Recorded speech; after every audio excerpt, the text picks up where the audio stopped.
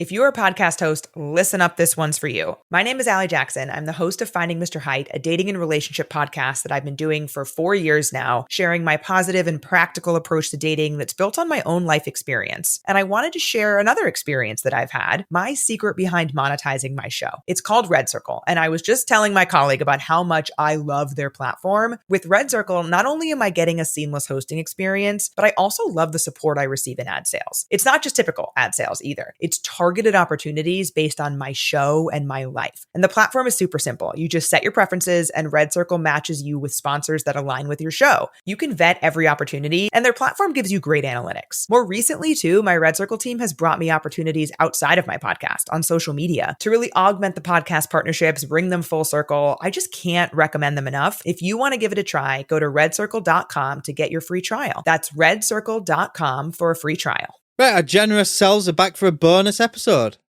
Warning. On this podcast, we take the cases seriously, but not ourselves. Although, we may attempt to lighten the mood at times. Our episodes contain graphic descriptions that some listeners may find disturbing. Listener discretion is advised.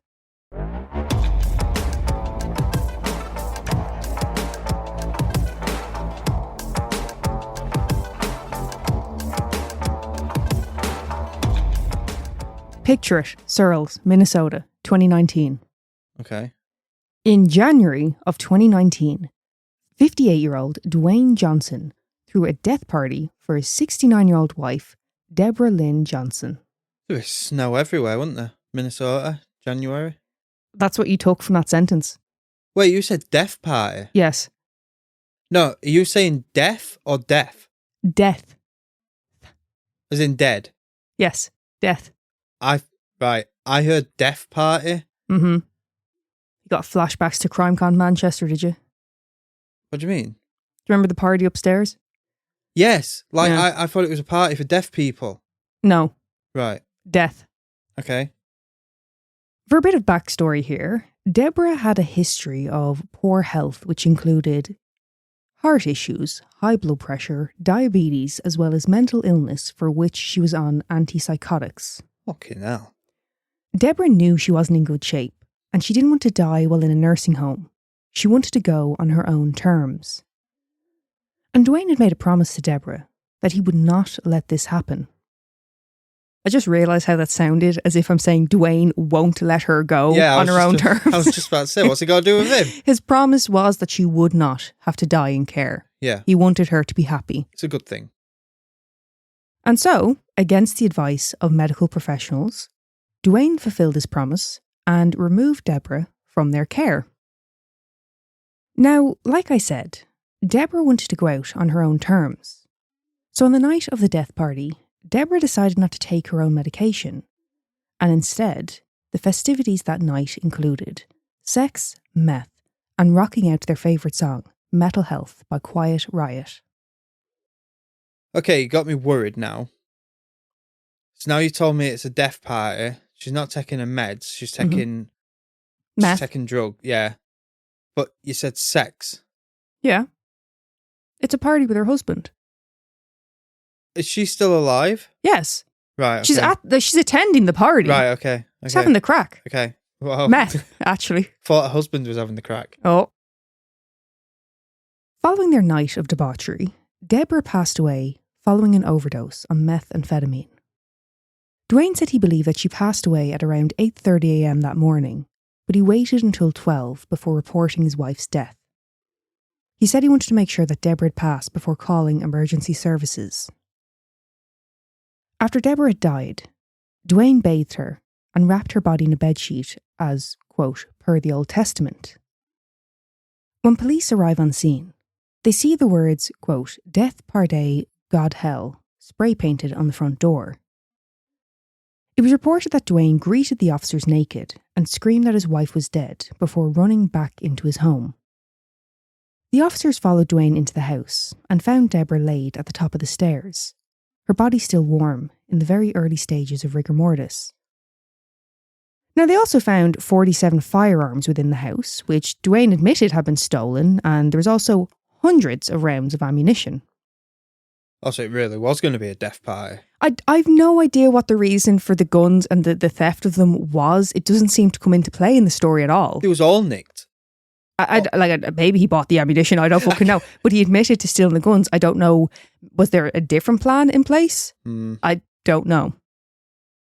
Duane was arrested and later told police that he did not assist in the death of his wife and that he simply wanted her to be comfortable.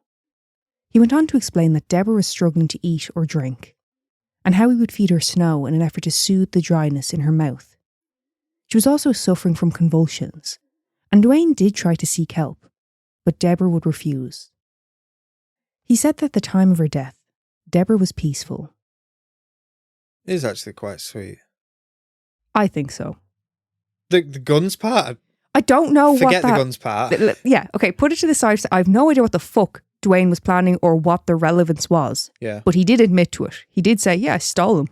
See, the only thing what's going into my head straight away is, was he worried but authorities were going to come and try and take his wife back to treatment? So he was like, we'll have a shootout. Well, no, because, that might have been part of the initial process, but we'll have a shootout. Like he said, he waited till 12. He wasn't going to let her have to go back into care. Yeah. He was making sure she had passed, you know? Yeah. Duane was charged with criminal neglect, receiving stolen property, and third-degree murder. If convicted, Duane was looking at 25 years for murder and up to 30 for the other felony charges. Fucking hell. But a plea deal would later see the charges for third-degree murder dismissed. In June of 2009, Duane pleaded guilty to criminal neglect. He was sentenced to 3 years in prison with credit given for the 201 days which he had already served in jail. Duane maintained that his wife wanted to die. Assistant Attorney Dan Kalk said, quote, "The circumstances and loss of life are incredibly tragic. The facts of this case were unique to say the least. While I think deep down Mr. Johnson was doing what he felt the victim wanted and did not act with malice. However, as the victim's caregiver, he deprived the victim of adequate health care while he was in a position to otherwise provide such care. That deprivation, along with supplying methamphetamine, resulted in her death, and for that, he must be held accountable." You can't really argue with the methamphetamine angle. But she died happy. No, she was going to die miserable in care. No, I agree and I understand, but we're looking at it from a point of view of compassion and, free will. They're looking at it from a criminal standpoint. Methamphetamines. Yeah. And he could have provided I know, again, the compassion side, he wants to argue it, but technically as her caregiver. Yeah. I didn't even realise. Is this The Rock? You think The Rock threw a death party for his wife and we just didn't really hear about it? Well, I don't really watch the news and that. No, it's a different fella.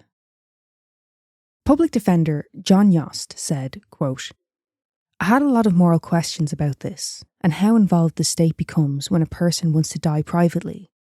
On one hand, you want to avoid people taking advantage of you. On the other hand, you have a person's privacy and wanting to die with loved ones at home." Which, yeah, of course there's people that are going to claim this is what the person wanted and they have ulterior motives. But in this case, it seems Debra was tired and in pain, and poor old Duane was just helpless. He was watching the person he loved suffer, and of course, Duane was suffering too. He did what he could to make Debra happy and give her back some control and dignity. One last hurrah. And I tell you what a fucking way to go. Well, this is it. Like, I would ask for our listeners to comment what they think, but I don't think anyone's going to disagree with me here. She was going to die anyway. He's put her in an environment she's comfortable with, surrounded by her friends. She was able to sleep with her husband and have a really good seeing to before she'd gone. She obviously liked crystal meth, so she would, But even if you didn't, let's say you're not into drugs, you've never taken them a day in your life. Yeah. If you knew you were going to pass away soon, there's a lot of people go, well, I want to try it. Yeah. I want to try, you know what I mean? May as well. Yeah. I don't know. I feel. Leave him alone. I feel for Duane. Yeah, I really do. He loved her, obviously, and he just wanted to do right by her. He wanted her to be happy. He wanted her to be comfortable. Yeah. You know, and like I said, even when she was having convulsions, he tried to get help. He's like, I can't, what can I do? And she said no. Yeah. So he's stuck between a rock and a hard place here. Yeah. You know? Then even after she died, you know, he bathed her, wrapped her in the sheet. While off his nut on meth. Yeah, he went out to the cops with his knackers out. Yeah, he did, yeah. But yeah, overall, it's a story of compassion, and clearly within his sentencing, that was taken into consideration. He was given 3 years when he was initially facing murder. Yeah. Yeah, poor sod. I'm all on his side. I am, more or less. Yeah, I know you disagree with the meth part. What do you mean I disagree with the meth part? Well, earlier on you said about, we're meth. No, I didn't. I said when you're looking at it from the point of view of the law. Yeah. You can't just negate that there are laws in place. From the point of view of a prosecutor. Am I crazy in saying this? I think there's a time and a place when a law should be in place. What? Like, it sounds like it makes sense in my head. Do you mean that about leniency? Yeah. With it, like taking factors into consideration? Yeah. Yes, I 100% agree. Okay. But you can't just let someone off because, I feel bad for him. But no. I don't mean let him off because you feel bad for him. Let him off because it's not like he was dealing it on the streets and stuff like that. It was, yes, he took an illegal substance, but he took it in his own home. Yeah. It was for a reason to make her feel more, because I'm guessing before that she didn't have any energy. And what I'm more concerned about is all the firearms.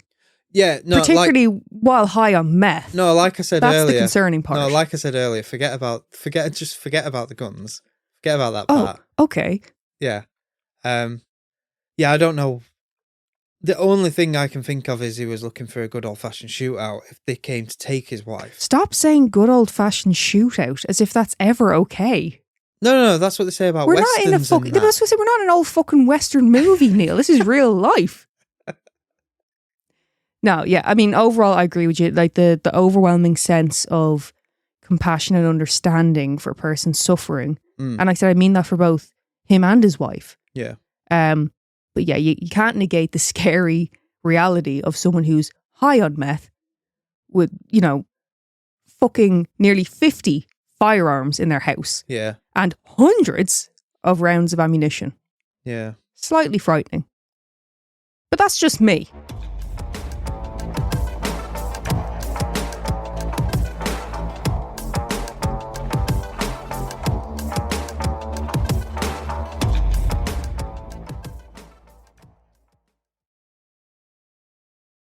If you're a podcast host, listen up, this one's for you. My name is Allie Jackson. I'm the host of Finding Mr. Height, a dating and relationship podcast that I've been doing for 4 years now, sharing my positive and practical approach to dating that's built on my own life experience. And I wanted to share another experience that I've had, my secret behind monetizing my show. It's called Red Circle, and I was just telling my colleague about how much I love their platform. With Red Circle, not only am I getting a seamless hosting experience, but I also love the support I receive in ad sales. It's not just typical ad sales either. It's targeted opportunities based on my show and my life. And the platform is super simple. You just set your preferences and Red Circle matches you with sponsors that align with your show. You can vet every opportunity and their platform gives you great analytics. More recently too, my Red Circle team has brought me opportunities outside of my podcast on social media to really augment the podcast partnerships, bring them full circle. I just can't recommend them enough. If you want to give it a try, go to redcircle.com to get your free trial. That's redcircle.com for a free trial.